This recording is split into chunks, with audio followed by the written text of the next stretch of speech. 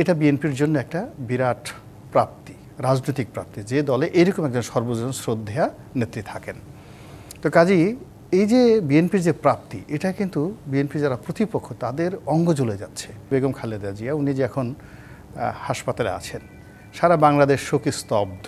দেশে ফেরার ইস্যুতে তিনি নিজে আসলে যেটি বলেছেন, এটি তার একক সিদ্ধান্ত নয়, এবং অনেকে বলার চেষ্টা করছেন তারেক রহমান হয়তো অন্য কোনো প্রভাবশালী দেশে গ্রিন সিগন্যালের জন্য অপেক্ষা করছে কিনা। সেটি আসলে সেই সিগন্যালটি কেন বাংলাদেশের নির্বাচনে সেই সিগন্যালটিও প্রয়োজন?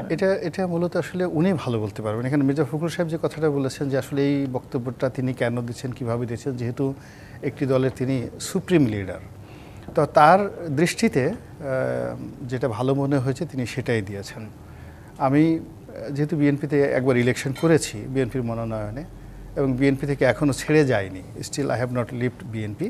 কাজী এই দলের যিনি প্রধান ব্যক্তি তিনি একটা ফেসবুকে স্ট্যাটাস দিয়েছেন, সেই স্ট্যাটাস নিয়ে ব্যক্তিগতভাবে আমার জন্য কথা বলা বিব্রতকর।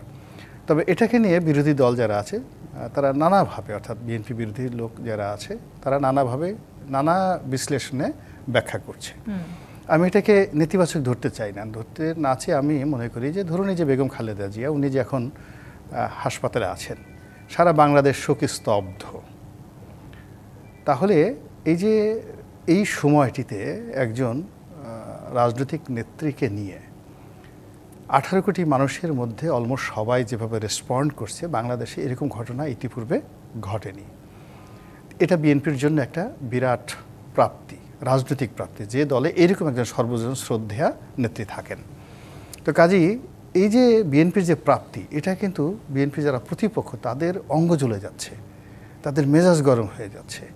এটা কি ধরনের কথা? তো নতুন এবং ফিরে আসা গ্রাহকদের জন্য নগদে চলছে ক্যাশব্যাক সহ প্রতিদিন হাজারো উপহার জেতার সুযোগ। হবে আশা আর ফেরা, সারপ্রাইজ সেরা।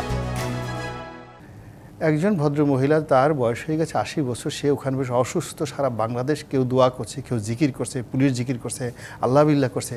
হয়রাস আমরা হাসপাতালে রিসিভ হয়ে 2 মাস পরে থাকলাম, কোনো মানুষ আমাদেরকে খোঁজ খবর নিল না, আমাদের দাড়ি চুল পেকে ফকফকা হয়ে গেল, একটা মানুষ আমাদের দিকে একটা ছবি পর্যন্ত তুললো না।